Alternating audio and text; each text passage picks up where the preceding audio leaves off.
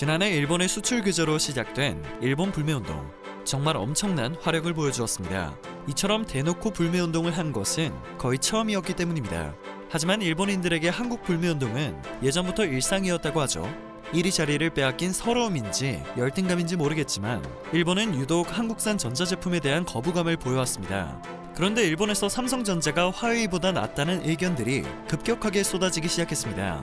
19일 글로벌 시장 조사 업체 스택카운터가 일본 스마트폰 시장에서 삼성전자가 화웨이에 3위를 내주었다고 발표한 것입니다. 발표에 따르면 애플은 약 63%의 점유율로 1위를 차지했고 2위는 소니였습니다. 애플의 본고장인 미국 시장에서도 한국의 삼성전자는 애플과 치열한 1, 2위 싸움을 벌이고 있습니다만 유독 일본에서는 힘을 쓰지 못하고 있는데요. 그 이면에는 일본인들의 한국산 제품에 대한 홀대가 있는 것으로 분석되고 있습니다. 삼성전자는 갤럭시 S6 시리즈부터 일본판 제품에서 삼성 로고를 아예 없애고 브랜드명인 갤럭시를 넣고 있는 실정입니다. 메이드 인 코리아라는 인식을 심어주는 삼성 로고 때문에 판매에 도움이 안 된다는 일본 통신사들의 요청이 있었던 것입니다. 이처럼 일본인들은 꽤 오래전부터 한국산 제품을 홀대하고 불매하며 일본을 넘어선 한국에 대한 열등감을 해소하고 있는데요. 이제는 여기에도 한계점이 생기기 시작했습니다. 과거에는 삼성과 LG처럼 한국 기업이라는 인식이 굉장히 강한 대기업들만이 일본의 진출에 살아남았지만 이제는 상황이 많이 다르기 때문입니다. 한국 브랜드가 일본으로 계속해서 유입하며 불매운동이 제법 어려워졌다고 볼 수 있겠습니다. 한국은 최근 문화 강국으로 자리 잡고 있습니다. K-팝과 K-뷰티, K-패션 등은 전 세계인들의 워너비가 되었죠. 그리고 한국산 불매가 일상인 일본도 결국 무너진 상황입니다. 특히 패션 분야에 있어 놀라운 소식이 전해지고 있습니다. 지난 8일 도쿄 시부야에서 한국 패션 브랜드를 취급하는 국내 편집샵이 오픈을 했는데요. 오픈하는 날부터 100명이 넘는 일본인들이 줄을 서며 입장을 기다리는 사태가 벌어진 겁니다. 엄청난 화력에 심지어 일본의 방송사까지 나서 오픈식 취재에 나섰습니다. 일본인들은 비가 오는 날씨에도 우산을 들고 줄을 서는 열정까지 보이기도 했습니다. 그리고 현재까지 열풍은 이어지고 있다고 하는데요.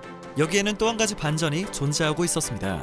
15명의 점원을 구하기 위해 공고를 냈는데 무려 900명의 지원자가 나타난 것입니다. 지원자들은 대부분 젊은 나이였으며 SNS 스타나 인플루언서의 비중이 굉장히 높았다고 전해집니다. 이런 사실에 혐한 세력들은 무슨 대책이라도 내놓아야 한다며 발끈하고 있습니다. 편집샵에서 일하게 된 점원들이 한국의 편집샵에서 일하는 것이 자신들의 SNS 스펙을 높이는데 엄청난 도움이 된다고 생각해 지원을 했다고 말했기 때문입니다. 실제로 점원들은 매장의 인스타그램 계정을 이용해 라이브 방송을 하며 소통을 하는 등 해당 편집샵에서 일하고 있는 것을 자랑스럽게 여기고 있습니다. SNS에서 수많은 팔로워를 보유한 소위 인싸라고 불리는 인플루언서들은 엄청난 영향력을 가지고 있습니다. 그래서인지 일본 젊은 층들은 해당 편집샵이 한국 기업인 점과 한국 브랜드 제품을 판매하는 점에 그닥 의미를 부여하지 않고 60대 1의 경쟁률을 통과한 그들의 카리스마를 동경한다며 점원들을 응원하고 있죠. 점원으로 일하는 SNS 스타를 보기 위해 겸사겸사 매장을 찾는 일본인들도 있다고 합니다. 또 가게에서 인증사진을 찍는 젊은 손님들을 굉장히 많이 찾아볼 수 있습니다. 시부야에 생긴 한국 최신 스팟이 일본인들의 핫플레이스가 되고 있는 것입니다.